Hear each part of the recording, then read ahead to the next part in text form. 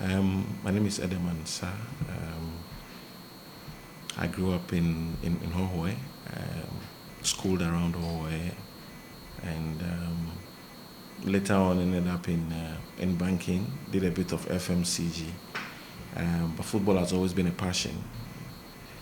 I think the love for football you can trace back to 1987 when I'm a 7-year-old kid. Kotoko played Zamalek, and I think Kotoko lost 2-0 away and came back to the Kumasi Sports Stadium and won 5-1. And following listening to commentary and listening to adults cheer and asking what was going on, then you would hear the likes of Kofi Abre, Sarah Mensah, Abdul Razak, Mohamed Udum, Kwesi Apia. So then, the interest started from there, and we would play around as kids. We would form neighborhood clubs, and it continued from there. Then in Hohoe were two clubs, obviously United and Hustlers. Okay, Hustlers mainly made up of the merchants who were not indigenous in Hohoe, and also visiting players. And United was mainly local, was mainly made up of home-based or local talents, and was largely followed by the local people. So the love of football started from there, continued till university, till corporate life, and ended up in managing a sporting entity, which I still do alongside my role as the CEO of Hohoe United. So how did you end up at Hohoe? Well, it's always been a passion to come back and be part of the glory days of football in Hohoe. So when Honorable John Peter Mau, the present-day founder of Hohoe United, took the step and wanted to do something in sports to try and bring back the love that the people had for football. We had a conversation, and one thing led to another. Liberty was acquired and turned into Hohoe United, and from the discussions, I was asked to lead the revival of the football in the Hohoe area. Okay. And so, when was Hohoe? So officially, when was Hohoe United founded? Okay. Specifically, you would have to go back to the very early 80s, between 82, 83. But then I can talk a lot more about the revival, the present day of Hohoe United, which was last season when Liberty was acquired. The love has been there, the nostalgia has been there. Those who followed the United spirit, who cheered, were still yearning for the return of those days. So it wasn't that difficult to get it going once United, once the rebirth came, to put it that way. What's the meaning of your motto? Okay, so it's basically a chant from the warlords of being, where they go when the Asafo groups are singing. They go like Wome, Wome no, Wome to, Asui. Basically meaning that who are you? I mean, who is your father? Who is your mother? Basically, just to say you are nobody, we dismiss you off. Do you understand? To say it doesn't matter your background, doesn't matter who you are. Okay, we are strong enough to get rid of you or to dismiss you off, to put it that way. Okay. Yeah. You accumulated 72 points, the most by any club in the Division 1. How did you manage to do it? And I ask this question with specific reference to many alluding to your success, to you playing on an AstroTurf. And AstroTurfs have become a controversial subject. Do you think that gives your team a unique advantage over the other teams that competed, particularly in the Zone 3? I don't think so, because look at Zone 3 and you realize a couple of other teams also played on AstroTurfs. You understand? So you can rather trace it to the quality of personnel, the management that was in place, the coaching team, the understanding of the game, discipline on the part of players, the commitment and willingness of the founder to ensure that players play under the best conditions. It is the combination of these factors that gave Hohoe an edge. You would have a young technical team that worked together. They spent hours preparing for games. We actually put a lot into ensuring that opponents are scouted ahead of time, and these actually gave the team an edge and ensured that we played well. It is true that they train on Astro. They spend lots of time training on Astro. So it also gave them an edge playing away on Astro fields. It gave them that edge they needed to acclimatize to venues that are basically Astro. So I think these are the factors, and not necessarily, because they played on Astro and others they didn't play on Astro. The team was good, technically very competent, was disciplined. Collectively, we knew what we were about. We knew what we had to do, and also we football without fans, it's not football. So we invested a lot in galvanizing the fan base, ensured that the supporters union met regularly. They traveled, they followed the team, they encouraged the players, and these were all key factors. Yeah, looking at your roster, some players have played in the Ghana Premier League before. Patrick Amate, the fullback, for instance, he played for Tamale Citi. That played in the Ghana Premier League a couple of seasons back. What does your technical team look out for when scouting players, when profiling players that Hohoe United will be interested in? Okay, so they prioritize the technical ability of the player, the commitment and discipline on and off the field. These are factors that are key to a footballer succeeding in our environment. Yeah, so they put a lot in intelligence gathering around the player, what he was doing in the old club. They try to look at the track record. The coach do travel to have a first-hand information or to watch games that players are involved in, to ensure that when you are signing a player, you are bringing in quality. This in line with what the founder defined at the very beginning, that we should always be seeking to be improving in quality of personnel, both on and off of the field, and this has been the guiding principle in what the scouting team or the technical team has been doing. Hohoe clearly is, from all indicators, a well-resourced team. And looking at your resources, one might ask, with all the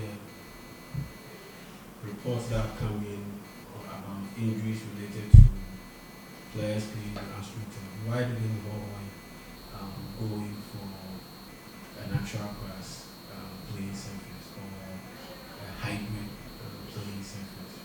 Okay, so that's a good question, because there's been the call from different quarters that the AstroTurfs are a contributing factor in the level of injuries or the rate of injuries that our players experience.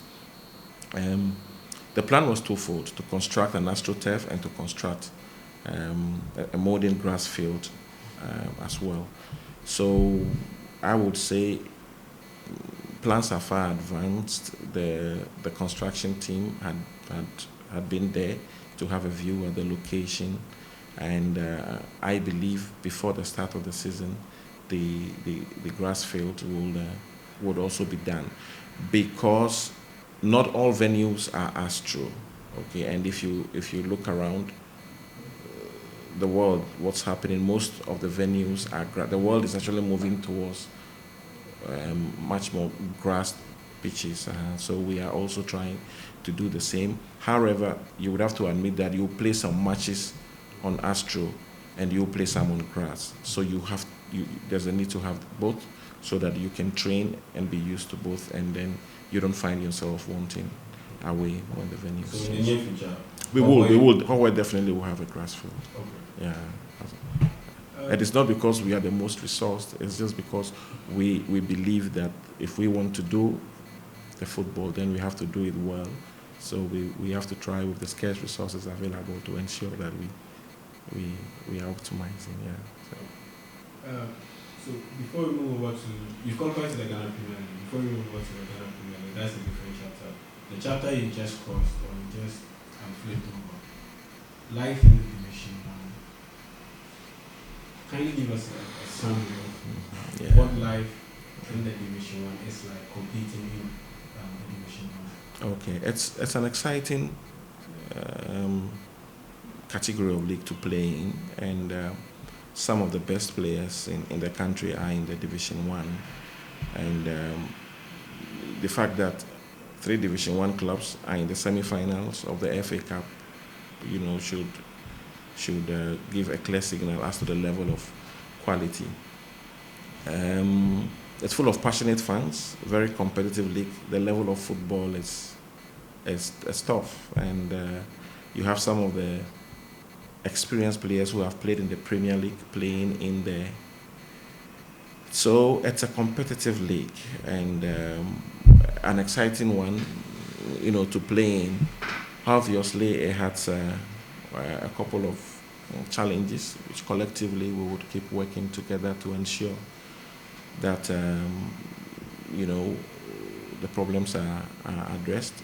But it's a competitive league. I can say there are 6-7 clubs in zone 3 that can play in the Premier League. If you look at the level of Premier League, they are very good clubs in there, and you don't need to stretch far. Sempefe, very good team. True Democracy, very solid team. Home Stars, great team.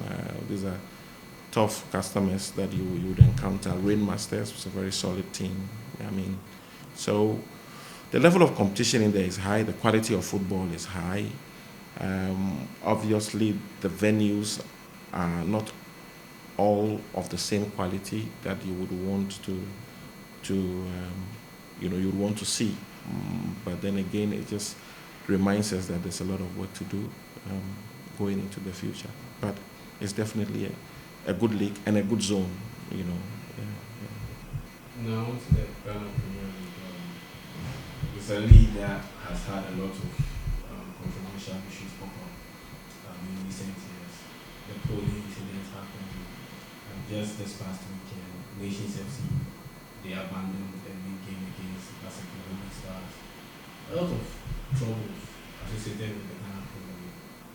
How prepared are you to deal with all these issues now that you are about to compete in the division? Okay, so good point you've raised about problems, and I would start by saying that all of us would have to take the initiative to leave the football better than where it was when we came to meet it. And to this end, it is the clubs. It is the responsibility of the clubs. Okay, nobody else can help but the clubs. When we see ourselves as corporate entities with clearly stated goals, then we know that there are steps to be taken to get the desired outcomes that we want to get. So, yes, there are challenges, but you just have to focus on your entity. and do the right things. Educate your fans, ensure you build a good squad, ensure that you play according to the statutes of the FA, position yourself so that corporate Ghana can find you marketable and interesting, okay, and keep on doing the right thing. I can say that Hohoe will do the very best. I can say that we'll keep organizing our fan base. I can say that the marketing guys will keep the ground to meet brands and tell them that there is a good story here. We have our fan base, we are organized. The football means something here, it makes sense. We want to change lives, we want to create jobs in our own vicinity. And we can undertake that we'll do the best. The rest will be up to the other clubs. Unfortunately, you cannot speak for everybody. We will keep on listening, we want to learn, we want to be better, we want to copy from best practice. The fans are key, as I keep on saying. We'll keep putting them together. We want to work on squad quality. We want to ensure we manage costs. We want to be a viable entity, and we'll keep on doing our best. We want to ensure there's violence-free football in Hohoe. We want to ensure that all the surrounding areas, be it Buem across the border to Togo, Dai, Atakpame, Palime, there are HUFC shares being won there. We are promoting the clubs, and we are pushing it to the very end. We will do that. But beyond, we can only trust that everybody does same, and collectively, we can solve the problems and the game can grow. Just this past weekend, Pyramids FC of Egypt, they won the CAF Champions League, beating Sundowns, Sundowns from South Africa. Pyramids is just 10 years old. They getting into the Egyptian top division. The club was formed just 10 years ago, and now they are the champions of Africa. Do you see Hohoe having a similar rise? Not necessarily the same rise, but having a similar rise, as in 10 years' time, we can say, Hohoe United have competed in, let's say, a quarterfinals of the Champions League, or maybe the semi-finals, and that means they won the Ghana Premier League to be able to do so. So, do you see something similar? Yes, you can. Next decade. Yes, what you can see, it's a bright future. In that you have the fan base. The fans are prepared to spend money. We have the infrastructure. The founder has invested and has come out clearly with the plan to ensure we have a viable entity. At the end, sustaining it depends on the steps we take now. And I believe we are in the right position to take those steps. Again, I keep going to the fan base because that's what most corporate entities want to see. There are plans to ensure that the new generation doesn't spend Saturday in front of foreign pay TVs that will generate revenue and ship it out of the country at the end of the day. But they will come to the Hohoe Sports Stadium. We are ensuring that the footballers are the local heroes. They were there.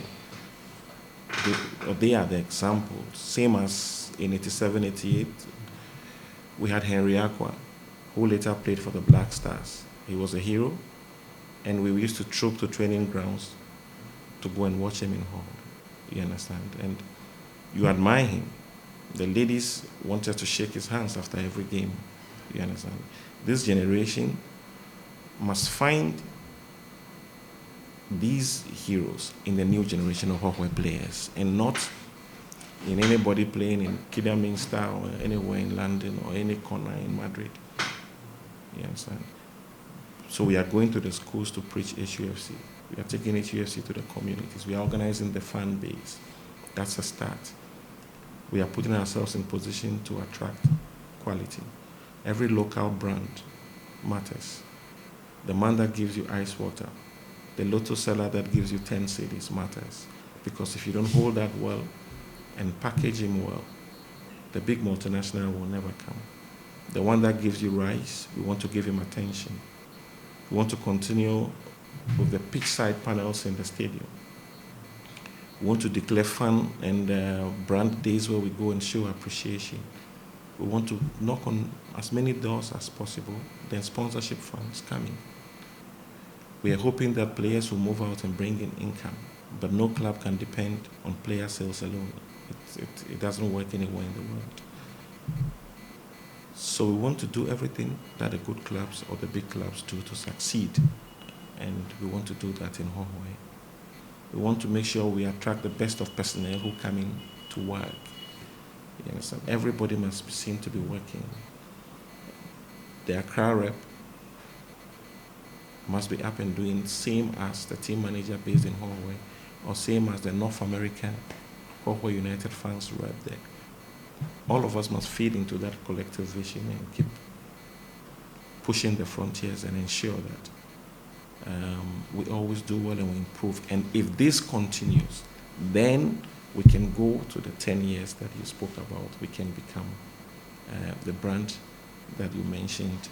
You know, we can be a brand that everybody appreciates. So what does the recent success of the team mean for the people of football? Okay, it's big news because it's the first time the Premier League has come to Hohoe. And for this generation who probably were not around in the 60s, 70s when you talk about Mighty Eagles or whatever, this generation only witnessed Voradep. I mean, as far as the Volta region is concerned, only witnessed Voradep and Hearts of Lions. So in this generation, it's the third time a club has been promoted to the elite division in the Volta region. So it's big news to the people.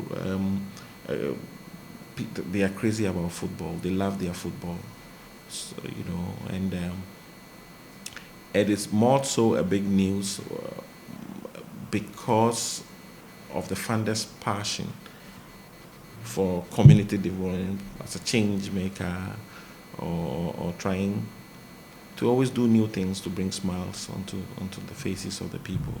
So it's big news, more so again coming after a year after the commissioning of the stadium, and it's big news. It's big news, and Sunday afternoons are no longer the same. A critical section that of the society that you cannot leave out are the traders. You should visit the Hohoe Sports Stadium, and you see traders, you know, generating income on match days, and it is one reason why this must continue, and must continue in the format we all want to see. Lastly, what represents success for Hohoe in your view for this upcoming season? Okay. First of all, we have to survive in the category. Secondly, it will be important to realize that 40% of the expenditure is being met from sources other than from founders' injection, that the gates are better, that the brands that support us pay, or that support us pay more, and the other alternatives that we've put in place to generate funds are also working, so that 40% of the expenditure of the club is coming from other sources. That would definitely be success. Then we can say that we are on track to be a very sustainable entity.